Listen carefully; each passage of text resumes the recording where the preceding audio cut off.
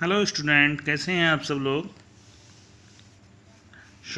हमने अपनी पहले वीडियो में इससे पहले वीडियो में आपको हमने ट्रिग्नोमेट्री फंक्शन के बारे में पढ़ रहे थे, जिसमें मैंने आपको कैसे कोऑर्डिनेट के अकॉर्डिंग साइन चेंज होते हैं ट्रिग्नोमेट्री रेशियो के, उसके बारे में आपको समझाया था। अब हम इसी के अकॉर्डिंग अगर कोई ट्रिग्नोमेट्री फंक्शन किसी कोऑर्डिनेट में है तो उसके अदर ट्रिग्नोमेट्री रेशियो क्या वैल्यू होगी उसको फाइंड आउट करना सीखेंगे। से आपको क्वेश्चन एग्जाम्पल है cos x equal to -2/3 and x lies in third quadrant. x किस क्वाड्रेंट में है? Third quadrant. Find the value of other 5 trigonometry ratio. जो अदर 5 ट्रिग्नोमेट्री रेशियो उनकी वैल्यू आपको फाइंड आउट करनी है। तो वी हैव cos x दे रखा है आपको -2/3। जिस चीज़ को आपकी वैल्यू दे रखी हो उससे रिलेटेड आपको आइडेंटिटी लगानी है। जैसे मैंने आपको cos x दे रखा है तो cos x से रिलेटेड आइडेंटिटी हमारी क्या होती है? sin square x plus cos square x equal to 1। sin square x कितना हो गया? 1 minus cos square x। 1 minus cos x की वैल्यू 2/3 थी, 4/9 इट मीन्स 5/9 आ गया। हमें sin x की वैल्यू चाहिए तो दोनों तरफ स्क्वायर रूट ले लिया, taking square root both side. sin x equal to आ गया प्लस माइनस √5/3। बट x किस क्वाड्रेंट में है आपका? But x lies in third quadrant, और थर्ड क्वाड्रेंट में साइन कैसा होता है आपको मैंने बताया था? Negative. sin x equal to -√5/3 आ गया। tan x इक्वल टू आपको पता है sin अपॉन cos। साइन की वैल्यू आपके पास ही निकल आई, cos x की वैल्यू आपको गिवन थी, दोनों रख दिया, उससे tan x की वैल्यू निकाल ली। सेम cosec 1/sin होता है, रख दिया। sec x 1/cos, cot x 1/tan x, तो इनकी वैल्यू निकल गई। इसलिए हम आगे क्वेश्चन पढ़ते हैं। tan x equal to 4/3, x कहाँ से कहाँ तक है? पाई से लेके 3π/2। इट मीन्स सेम, ये भी थर्ड क्वाड्रेंट में आ रहा है आपके। Find other trigonometry ratio. tan x दे रखा था, tan x से रिलेटेड आपकी ट्रिग्नोमेट्री आइडेंटिटी क्या है आपकी? sec square x equal to 1 plus tan square x। sec square x equal to 1 plus tan x की वैल्यू 4/3 थी तो 16/9, 25/9 हो गया। दोनों तो स्क्वायर रूट लिया। sec x equal to plus minus 5/3। x lies किसमें? थर्ड में। थर्ड में sec कैसा होता है? नेगेटिव, तो sec x इक्वल टू -5/3।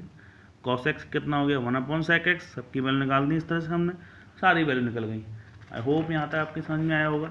इससे हम नेक्स्ट अपने आगे पढ़ते हैं। ये तो था जब आपकी ट्रिग्नोमेट्री रेशियो निकालनी। अब अगर आपको साइन की मैक्सिमम वैल्यू निकालनी हो, जैसे आपको निकालना हो कि अगर कोई दे रखा है 14 से 10 की वैल्यू, 11 से 25, इन सब की वैल्यू निकालनी है, तो आपको उनकी कैसे निकालेंगे? सिंपल, कोसेक -1410 की वैल्यू निकालनी है। जैसे आपको पता है कोसेक माइनस थीटा कितना होता है? Minus cosec theta.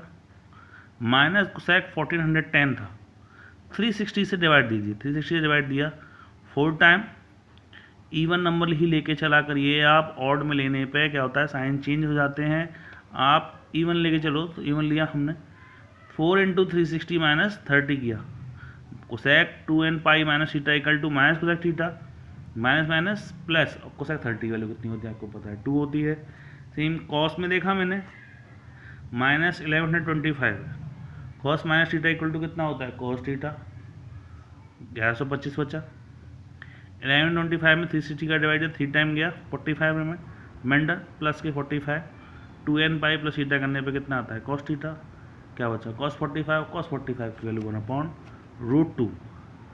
Third, sign -11π/3 है। अब ये रेडियन में है।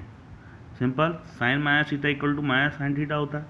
माइनस मान आ गया 11π/3। अब 11 में अगर 3 का डिवाइड देंगे 3 टाइम जाता, 3π, मगर पाई की नहीं, हमें 2π की रेडियन में चाहिए, इसलिए 4π लिख लिया मैंने। 4π माइनस π/3।